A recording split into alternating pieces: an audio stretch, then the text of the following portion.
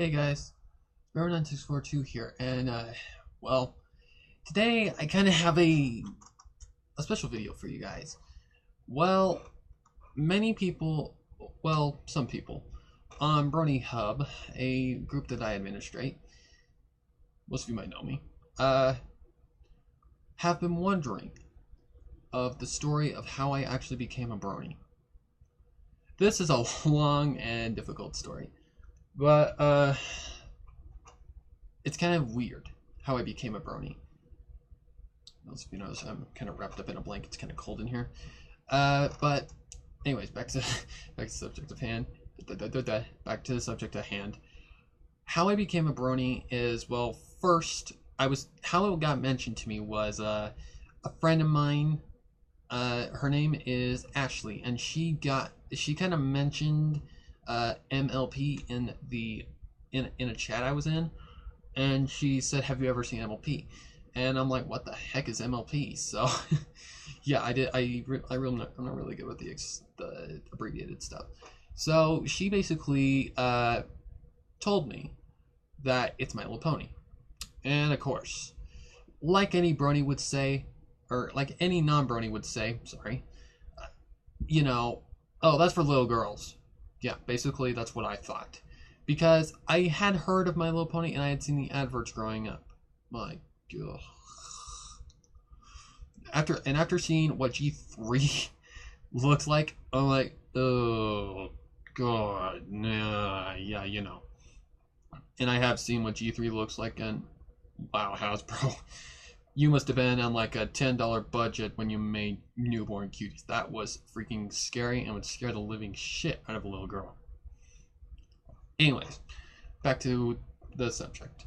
So I heard about it from Ashley, and then I start getting into another friend. I think his name was Ben.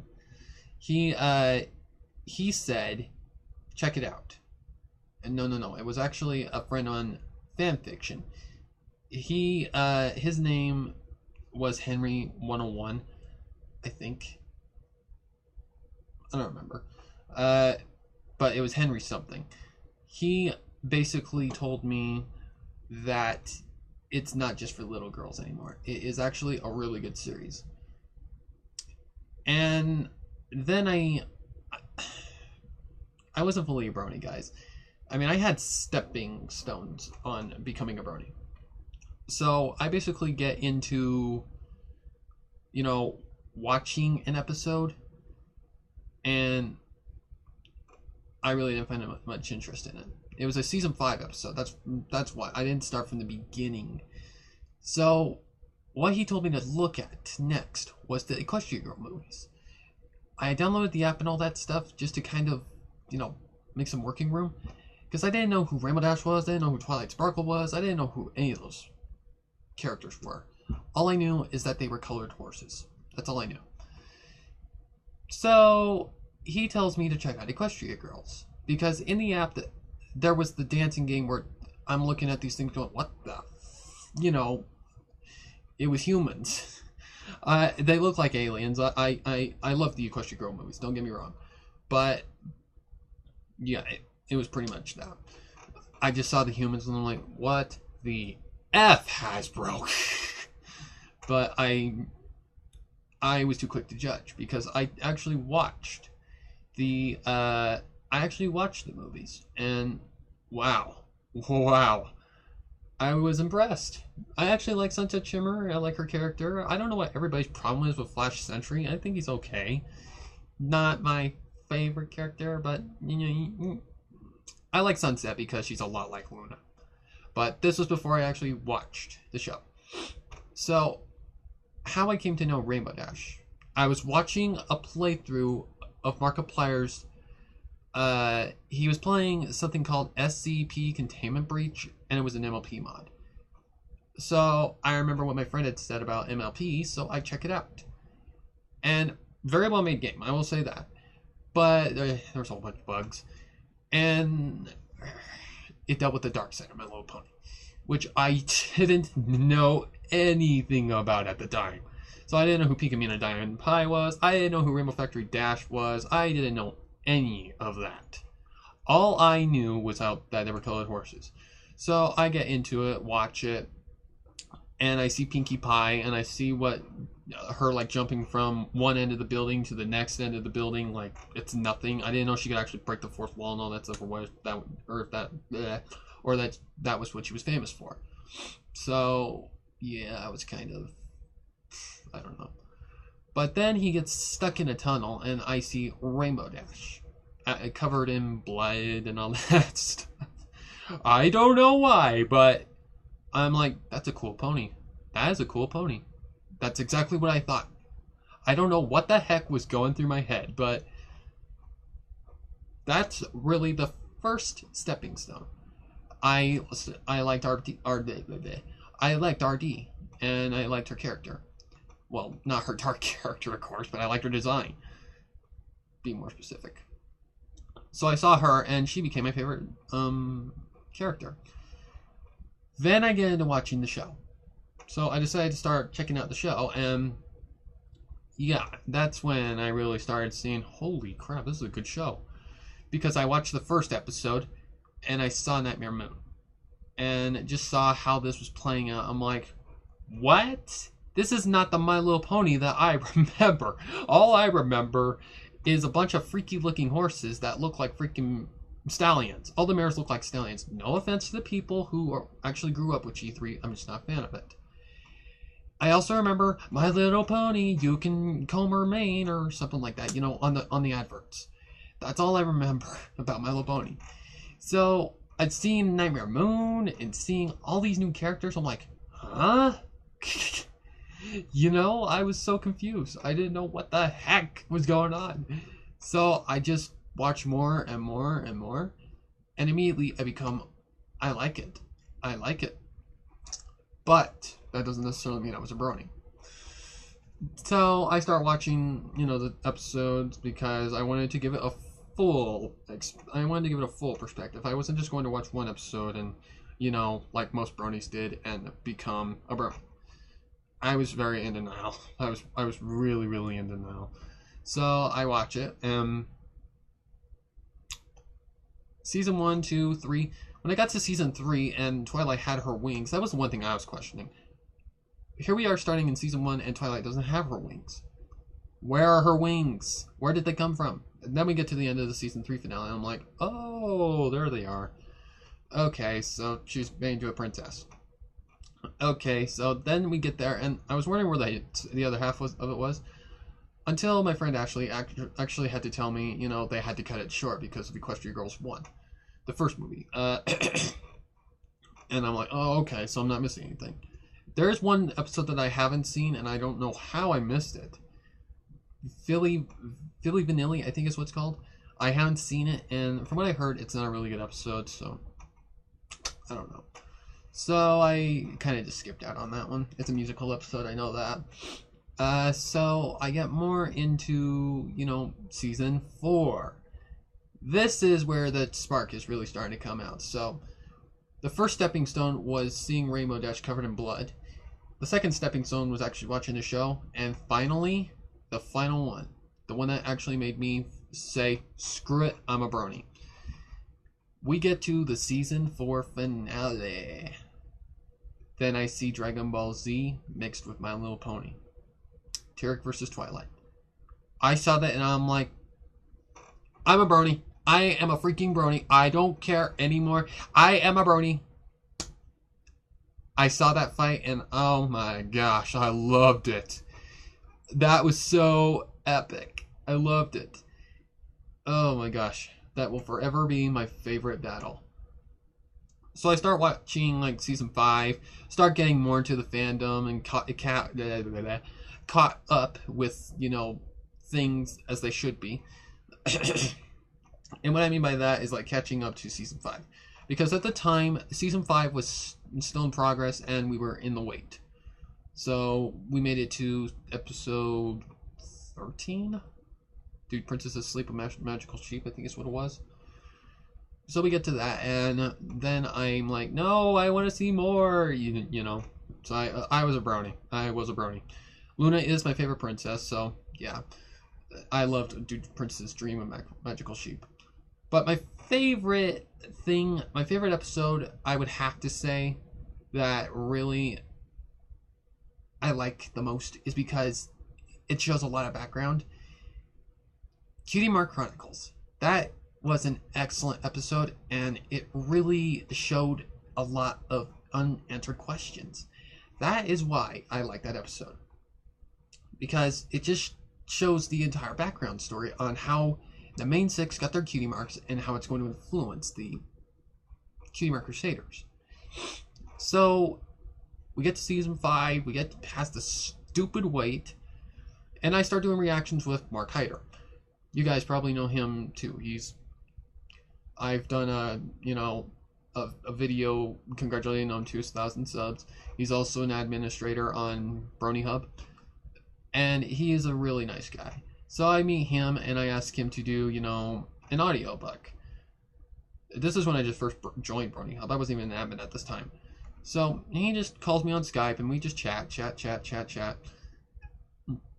And it's grown ever since. Then I start doing reactions with him and start having fun doing it. So when season 5 ended, I'm like, oh man, come on. Because I love doing the reactions with him because it's so much fun. It's so much fun to do. I mean, pointing out the flaws and pointing out all sorts of all the good stuff and just having fun doing it. That was literally why I've stayed in the Brony fandom. And there's another reason why. Before My Little Pony, I was a huge Alvin and the Chipmunks fan, still am. But I was part of a group called the Monkcast, and basically some certain people that I don't like at all, they can kiss my thing, I really don't care anymore, but I had quit that group because I was so sick and tired of the drama and the bullshit that was being pushed against me. So I did that, and I basically told them, screw you, and moved on. But with every huge project, it comes a depression. So I'm starting to get depressed. Then I joined the Brony fandom and joined Brony Hub and start to see, that this fandom is, where people respect others for who they are. That immediately brought me out of the depression. So My Little Pony actually saved me from going into depression. And then I get more and more into the show. Start getting more into the fandom, having fun with it. It's just a fandom for me. I can understand. I mean, there's a lot of people there who have problems.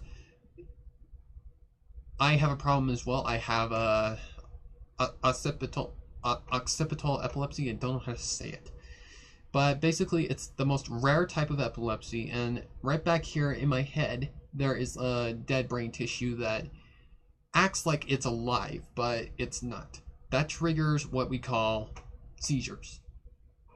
So I didn't actually figure it out until I was 11, I think, on October 30th of 2006, I believe, 2005. Somewhere around there, but it was a scary time, and I still deal with it today. I mean, I've got this in me, and I don't know how well you can see that, but there's a little lump underneath the chest. That is actually a VNS, vagus nerve stimulator.